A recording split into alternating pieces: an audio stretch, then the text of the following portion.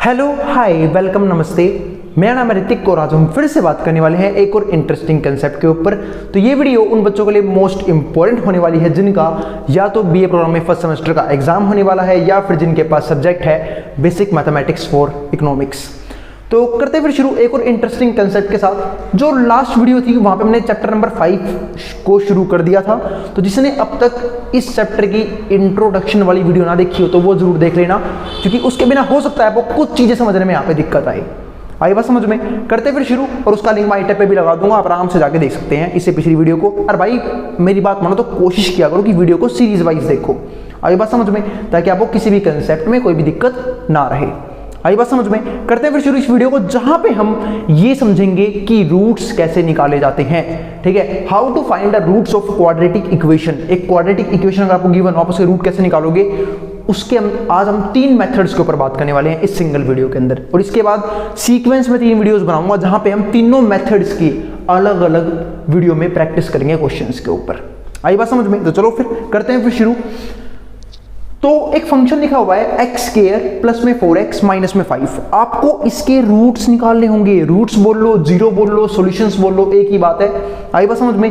पर आपको निकालने हैं, हल बोल लो, आई बात समझ में, कुछ भी बोल लो, पर आपको इसके सॉल्यूशंस निकालने हैं। कैसे निकालोगे वही समझते हैं। तो सबको पता होगा ये हमारे पास क्या है, एक क्वाड्रेटिक पोलिनोमियल। अब पाते भैया हमें तो नहीं पता। अरे भाई पता तुझे भी क्या, फिर तूने पिछली वीडियो नहीं देखी जहां पे मैंने बताया था कि अगर किसी भी इक्वेशन में या फिर किसी भी पॉलिनोमियल में, ठीक है, अगर वेरिएबल की मैक्सिमम पावर 2 हो यानी कि डिग्री 2 हो तो वो क्वाड्रेटिक इक्वेशन होती है।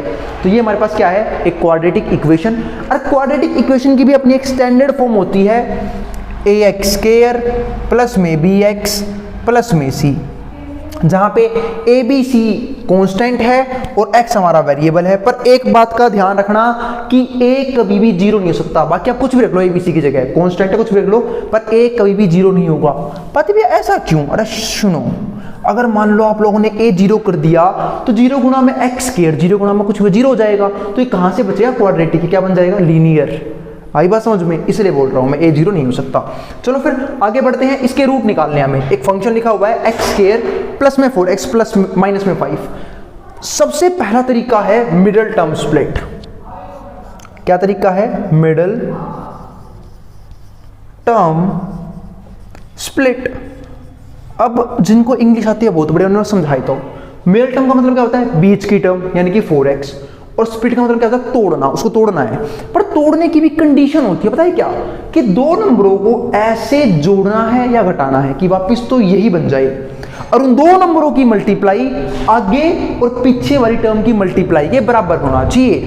ठीक है, तो पहले मैंने इक्वेशन को नीचे उतारा। इक्वेशन मैंने क्या लिखी, एक्स स्क्वायर प्लस में 4x माइनस में 5 बराबर है 0 के।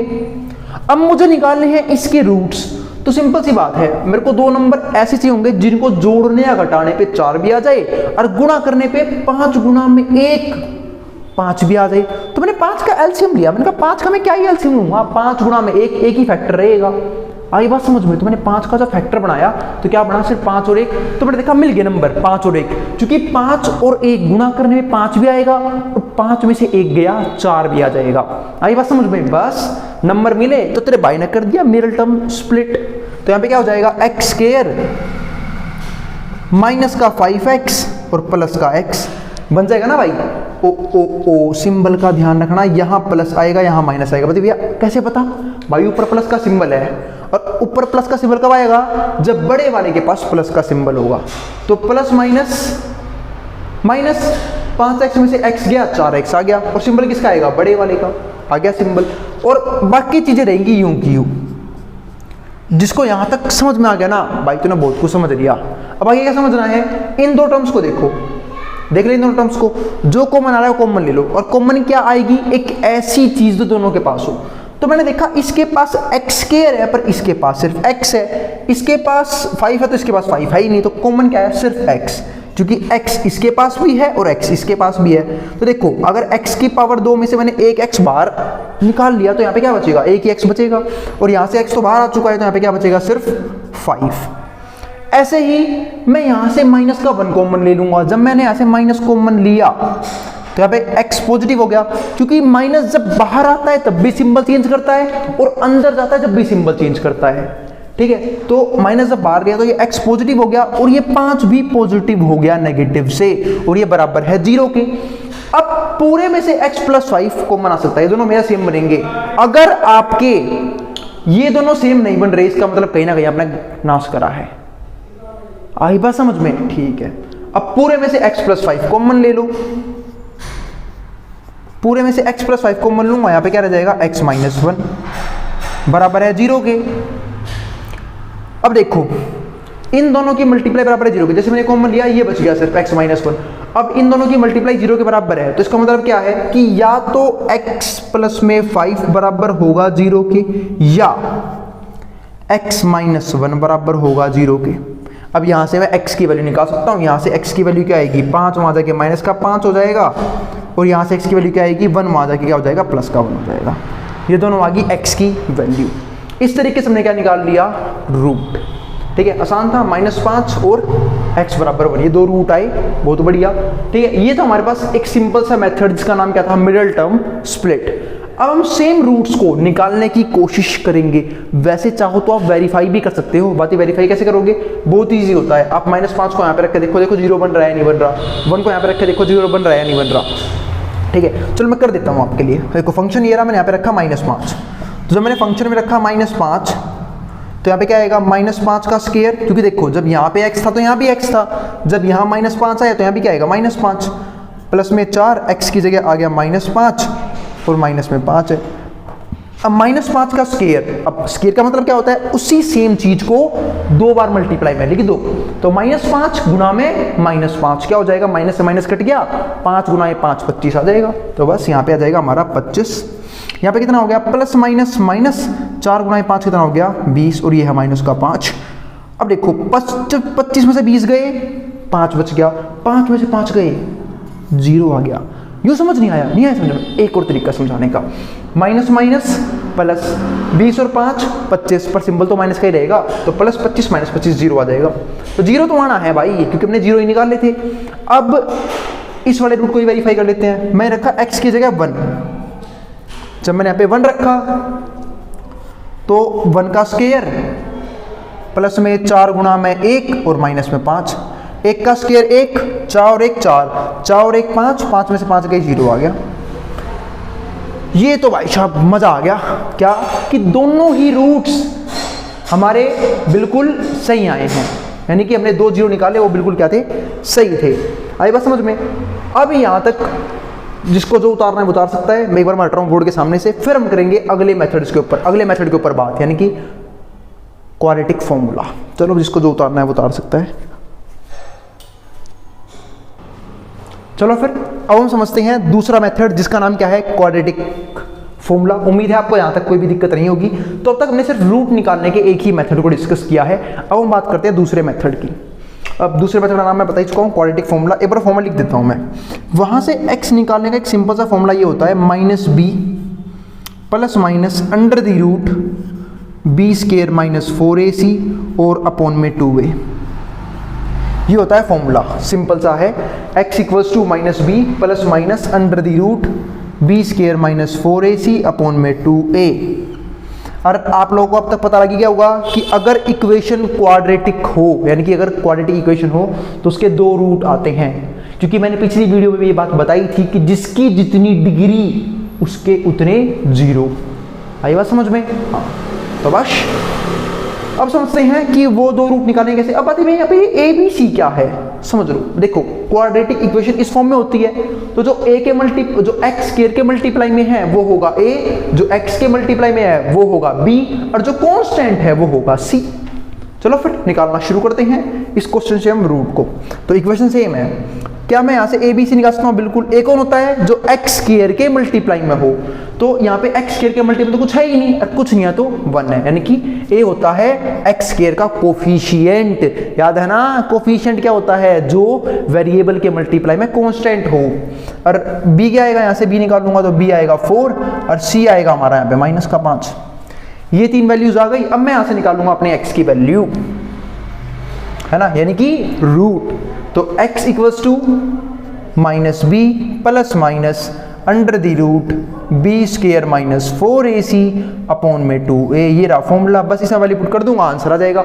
अब माइनस बी, ये माइनस है फॉर्मूले का और b की वैल्यू है 4, तो यहाँ पे आ जाएगा 4 plus minus under the root b का स्क्वायर। अब b कितना है 4, तो 4 का हम क्या कर देंगे स्क्वायर, तो स्क्वायर कर दिया।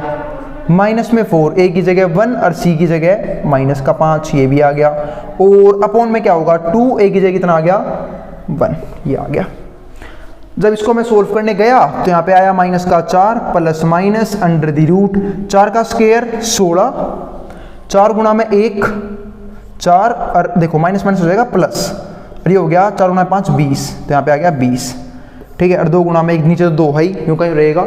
अब ऊपर से -4 यूं का यूं प्लस माइनस यूं का यूं, 16 और 20 कितने हो गए 36, तो यहाँ पे क्या आ जाएगा 36। क्या मैं 36 को लिख सकता हूँ 6 गुणा में 6, क्योंकि रूट में से जोड़े बाहर आते हैं, और यूं भी 36 6 का स्क्वायर होता है, तो रूट में से 6 बन के बाहर आएगा। अभी दिखाता हूँ कैसे आएगा। तो -4 यूं का यूं प्लस माइनस यहाँ पे आ गया 6, ये प्लस माइनस चलते रहेंगे साथ साथ, और यहाँ पे 2। अब यहाँ से 2 जीरो में बदल जाएगा, वो कैसे, एक बार हम लेंगे -4 के साथ +6 बटे में 2, और एक बार लेंगे -4 के साथ -6 बटे में 2, यानी कि डिवाइड बाई 2। अब प्लस माइनस माइनस 6 में 4 गए 2, आंसर किसका आएगा प्लस का, क्योंकि भाई बड़े वाला सिंबल प्लस का है, तो 6 में 4 गए 2, तो 2/2 हमारा आंसर आ गया 1। ऐसे ही -4 -6 माइनस माइनस प्लस 6 और 4 10, तो माइनस का 10 डिवाइड बाई 2 कितना आ गया -5। तो 2 वैल्यूज आई, एक आई हमारी +1, एक आई हमारी -5, तो 2 रूट आए और दोनों के दोनों सेम है। देखो यहाँ भी ये रूट आए थे ना, 1 और -5, वहां भी सेम ही रूट आए हैं, 1 और -5, ठीक है ना। तो हमारे रूट आए हैं 1 और -5। उम्मीद है आपको दूसरा मेथड यानी कि क्वाड्रेटिक फॉर्मूला भी समझ में आ गया होगा। वैसे मैं डरने की बात नहीं है, देखो इस वीडियो में इतने सारे मेथड्स करवाए हैं, अगली वीडियो में हम बात करेंगे क्वेश्चंस के ऊपर। भाई बात समझ में, और भाई अगर मैं नॉइस कैंसिलेशन लगाना भूल जाऊं तो इस साउंड को इग्नोर कर देना, क्योंकि खामखाई कुछ छपरी लोग हमारी गली में घूमते रहते हैं, पता नहीं क्यों। आगे देखते हैं, और एक अड़ैंग बड़ैंग हॉर्न लगा लेते हैं अपने बाइकों में। चलो फिर अब समझते हैं आगे अगले मेथड को, इसको छोड़ दो। तो ये हमारे पास से हो गया पहला मेथड, ठीक है। अगली जो वीडियो बनाऊंगा मैं बनाऊंगा इसके प्रैक्टिस क्वेश्चंस के ऊपर, यानी कि मिडिल टर्म स्प्लिट के और भी क्वेश्चंस के ऊपर, जहां पे हम 5 6 7 क्वेश्चंस के ऊपर बात करेंगे। फिर उस अगली वीडियो में इसे क्वेश्चंस के ऊपर। और अब है तीसरा मेथड, रूट निकालने का।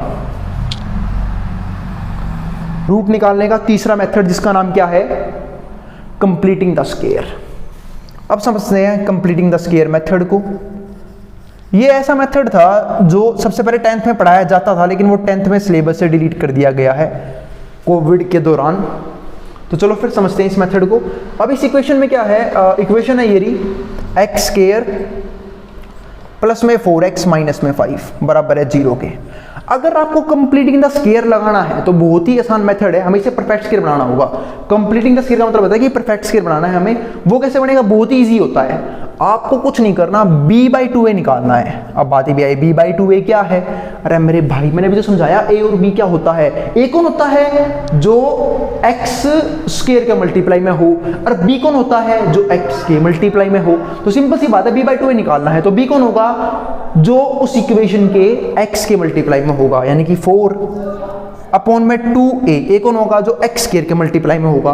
तो x स्क्वायर के मल्टीप्लाई में कुछ है ही नहीं, और कुछ नहीं है तो क्या होगा 1 0 मत लिख देना, 2 गुणा में 1 2, और 4 बटे में 2 2, तो आ गया 2। तो करना क्या होता है परफेक्ट स्क्वायर बनाने के लिए, b/2a जो भी आया है उसी का स्क्वायर जोड़ना है और उसी का स्क्वायर घटाना है।